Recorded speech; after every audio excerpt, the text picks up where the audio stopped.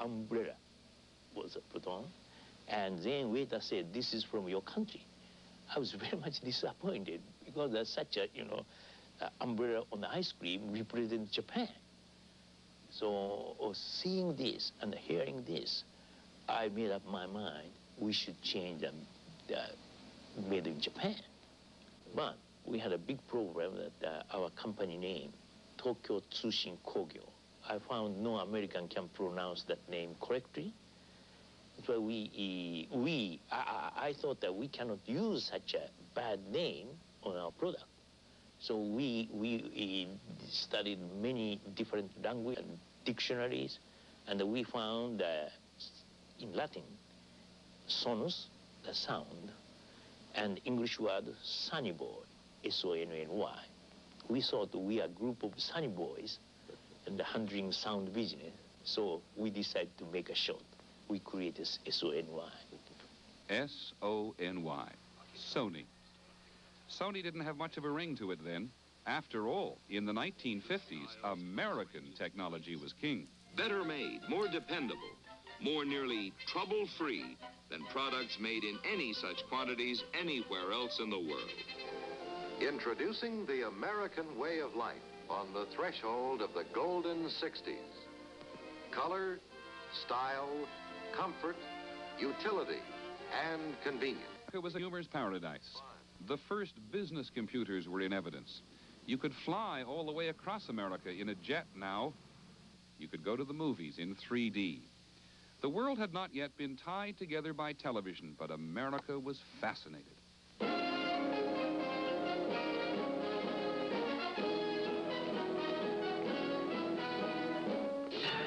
Playhouse 90. Tonight starring Jack Palance. In what novel, by what name, do the benevolent brothers appear? The Cheerful Brothers in Nicholas Nickleby. You're right for 32,000. Yes, that's right. Elvis Presley. You ain't nothing but a hound dog. Television was not just entertainment. Scott Huntley, NBC News, New York. And David Brinkley, NBC News, Washington. Good evening, everybody. Coast to coast, Douglas Edwards reporting a slow-motion view. Americans began to see world events and their president almost daily. The medium was still new. The political message from the administration was as cold as American-Soviet relations. There is not a single country in this hemisphere which has not been penetrated by the apparatus of international communism acting under orders from Moscow. The Soviet Union has got design on the American hemisphere. Stay out of this hemisphere and don't try to start your plans and your conspiracies over here. Moscow did not heed the warning. Soviet-American competition would become global.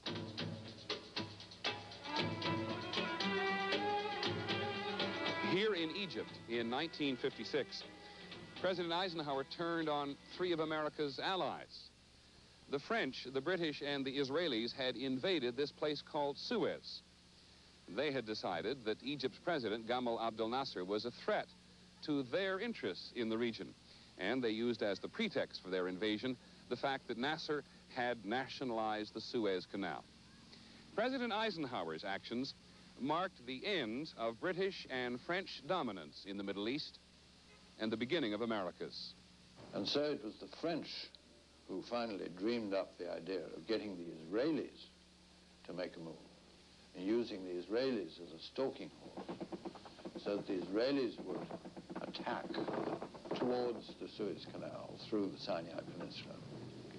And we and the French would go in to stop the war, put out the fire, oh, here we are on the Suez Canal. How extraordinary. British and French troops in occupation. That was what was finally done, which of course involved everybody telling lies through their teeth to the House of Commons, to the French Parliament, and to the United Nations. And, of course, which was what particularly angered Eisenhower, to the Americans. Once again, Eisenhower saw colonial powers trying to hang on. With the Suez Canal in ruins, he forced the British, the French, and the Israelis to end their occupation and withdraw. There can be no peace without law.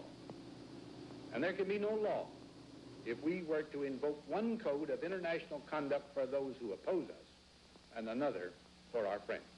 Nasser didn't appreciate what we did to save him. He just got rougher in terms of our interest. But second, even important, it destroyed the British and the French as world powers. From that time on, Britain and France would not play a major role on the world scene.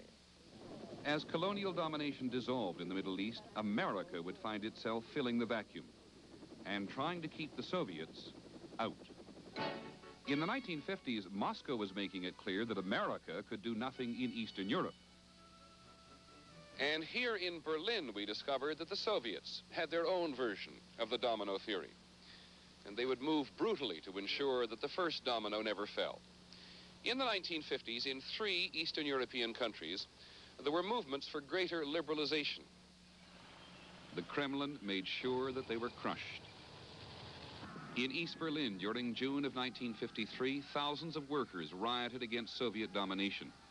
Martial law was invoked, Soviet troops moved in, 38 Berliners were killed and almost 400 injured. That Soviet domino didn't fall. In 1956, in the Polish city of Poznan, 30,000 Poles rebelled. At least 500 were killed, and that Soviet domino was secure. And then there was Hungary, the bloodiest revolution of them all. It began in the fall. Tens of thousands of Hungarians were killed. The United States would learn a hard lesson in the limitations of power. It was a war.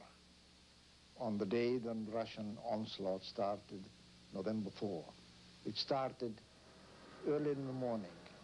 It was still dark, 3 o'clock, 4 o'clock in the morning. Then they started to shell Budapest. Attention, attention.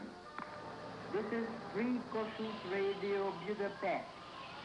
In the early hours of the morning, Soviet troops have started an attack against the Hungarian capital.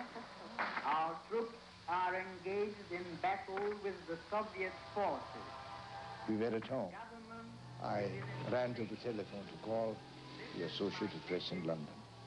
I reached the operator and I gave her, I said, connect me with London, this number. She was crying on the telephone. I can't connect you anymore. I can't. That's what she said. It was a tragedy, and a tragedy to which we contributed. We contributed to it because some of our programs that were carried on radio in Hungary called for the Hungarian people to rise up. I think many of them got the impression that we would come to their assistance. It was a terribly difficult decision for Eisenhower not to do so. But he looked at the situation, and the situation was that the Soviet Union had overwhelming conventional superiority in the area. So what is our answer to Hungary? To bomb Moscow? Eisenhower had to make that decision and decided that it would not be credible for him to threaten to do so. The United States does now, and never has, advocate open rebellion by an undefended populace against force, over which they could not possibly prevail. And so, with the events in Hungary, the United States had accepted that on the other side of the Iron Curtain, the Soviets could do whatever they liked.